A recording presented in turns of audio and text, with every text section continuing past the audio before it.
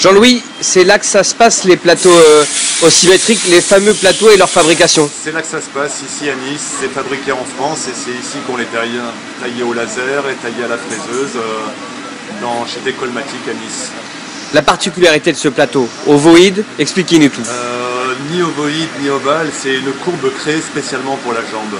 Donc elle est faite pour la jambe, elle ne correspond à aucune courbe existante. On a fait cette courbe pour optimiser la jambe. Un gain de 10% en puissance et de moins 10% en acide lactique. Vos ambassadeurs, si on vous dit que c'est Bradley Wiggins, Christopher Fromm qui ont fait 1 et 2 du tour? C'est des sacrés ambassadeurs. Hein. J'ai eu un petit peu de chance cette année avec Bradley et Chris.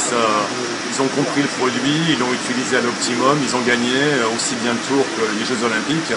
Pour moi, c'est l'année. C'est l'année ossymétrique. L'avenir d'ossymétrique alors?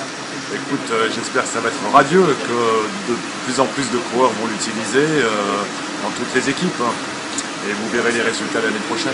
Comment on explique aujourd'hui que beaucoup de coureurs, sans citer des noms, vous appellent directement pour être équipés en plateau ossymétrique comme Bradley Wiggins et Christopher Fromm? Ils ont monté l'école du Tour et d'autres épreuves avec Bradley et ils ont bien vu qu'il allait se passer quelque chose, qu'il y avait une différence, une facilité à employer, une aisance et une puissance.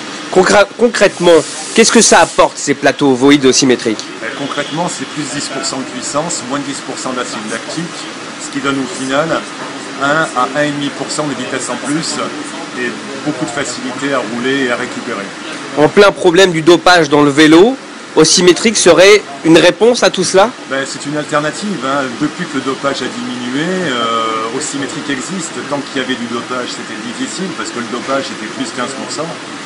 Avec ossymétrique plus 10%, je n'existais pas. Maintenant qu'il n'y a presque plus de dopage dans le tour, ossymétrique existe et peut exister de plus en plus.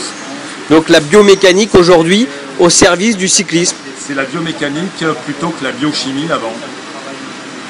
Vous en êtes l'inventeur de ces plateaux ossymétriques, mais ça fait 20 ans que vous essayez de percer. Ça fait 20 ans que, oui, on peut le dire, que je rame pour faire rentrer ce produit dans le monde du vélo, mais tant que le dopage était très puissant, ossymétrique était relativement impuissant. Depuis que le dopage a considérablement diminué, ossymétrique peut exister. La saison 2013 va arriver d'ici quelques mois.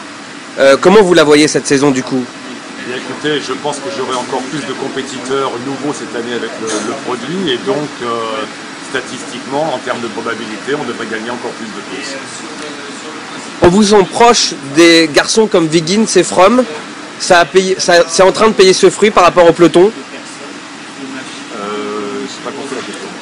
Fromm et Wiggins sont assez proches de vous. Oui, Fromm et Wiggins, c'est des copains maintenant. Hein. Je veux dire, je leur parle à chaque course. On boit des cafés ensemble quand ils s'entraînent et qu'ils passent au bord de mer. Donc c'est une très bonne relation. Puis c'est des garçons simples et des garçons qui ont beaucoup de qualité. Quel est le rêve pour l'inventeur d'ossymétrique pour l'avenir? En plus du Tour de France, gagner 2 ou 3 classiques, notamment Paris-Roubaix et le Tour d'Italie ou un Tour d'Espagne. Donc théoriquement, si tout se passe bien, on devrait retrouver des plateaux ossymétriques, pas seulement à la Sky l'année prochaine. On doit en retrouver dans d'autres équipes, c'est sûr. Merci. Merci à vous.